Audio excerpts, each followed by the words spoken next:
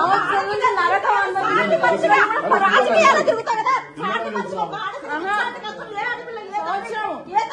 సంవత్సరం నుంచి కష్టపడుతున్నా. హాయిగా జిమ్కి వెళ్ళడం, తినడం, రావడము నాకు అయిపోయింది. చేసుకున్నా వదిలేసిన. మీకు అదే జీవితం అనుకున్నప్పుడు నన్ను ఎందుకు చేసుకోవాలి?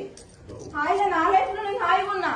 డాడీ షాప్ కి వెళ్తున్నా, హాయిగా ఉన్నా. నాది హ్యాపీ లైఫ్. ఎవరడిగిన డబ్బులు నీ పబ్లిసిటీ కోసం, పబ్లిసిటీ అందరు చూపించడం కోసం, పెళ్లి చేసి చూపించడం కోసం కనిపించని వాడికి తెలుసు. తెలిసి వాళ్ళ రాజకీయం కోసం చేసి రాజకీయం కోసం అందరూ తెలవడం కోసం చేసింది. వదిలిపెడతామన్న ఉద్దేశంతోనే చేస్తుంది. తెలిసి విజయ్ లేదు, వీళ్ళు సంపుతారో ఏం చేస్తారో ఏదైనా కానీ సహకరించదేనా? నేను సహకరించదేమే. ఇక్కడ నేను ఇబ్బంది పడుతున్నాను. నేను ఏందో చూద్దామా? ఆయన అట నువ్వు తిండి లేకట సాతాడట. ఆయన నాకు భార్య కాదు, భార్య కూడా ఇక్కడ ఉంటుంది. పుణ్యానికి కదా పైకి వచ్చినట్టు ఎంత మంది నువ్వు నూటికి ఎంత వస్తే అంట. డబ్బుల కోసం వచ్చిరా మీరు?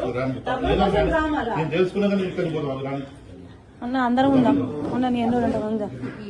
డబ్బుల కోసం అంట. ఎన్ని అన్నా భరించిన, ఏం చేసినా లాస్ట్ కి ఇక్కడ నుంచి ఆషాఢం నుంచి వెళ్తున్నా అని చెప్తే కాలు ఇక్కడ పెట్టుకొని ఇట్లా ఎన్ని చేసినా భరించిన, అన్ని నా మనసులో ఉన్నాయి. ఇంకా ఎందుకు భరిస్తా నేను? వాడికి ఇట్లాంటి ఎన్ని పాపాలు తగిలి ఆ రోగం వచ్చింది. ఇంకేం వస్తుంది? స్వామిని కాదు నేను అన్న, నీకు కాదు ఎన్నోసార్లు పాపం ఆయన. నా లైఫ్ లో నేను హ్యాపీగా ఉండేదాన్ని. తీసుకోవచ్చు అదే కదా. సంవత్సరం నుంచి ఇంటికి వచ్చి పిల్లని ఇవన్నీ తీసుకొచ్చి నా పిల్లలకి పబ్లిసిటీ చేసి గొంతు కోసి అక్కడ కూర్చోబెట్టి ఇప్పుడు డబ్బుల కోసం మాట్లాడుతున్నారు. డబ్బుల కోసమా? లేకపోతే ఇంకా తిండి పెడతా ఊకనే అందరు ఇంట్లో పని మనిషికి పెట్టినట్టు పెడతా. ఎంతమంది ఇంట్లో అందరు ఉంటారు, నువ్వు ఉంటావంటే మరి అందరు ఉండేటట్టే చేసింది పెళ్లి. ఏంది మరి? తిండికి లేక పంపిస్తుంది. నా తిండికి లేక ఇక్కడికి వచ్చిందా నా బిడ్డ? ఏమన్నా దాంట్లో అలవాటు అనుకుంటే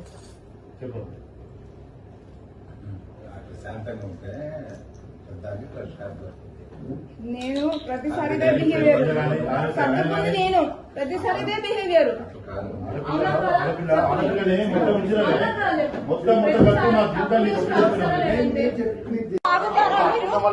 మీరు ఆగుతారా?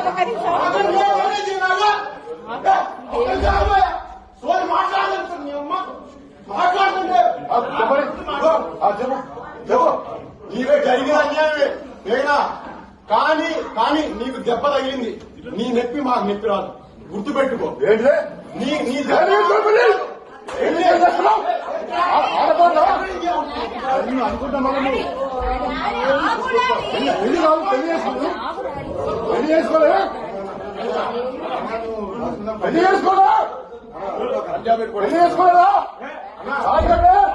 పుణ్యానికి వచ్చిందా బిడ్డ?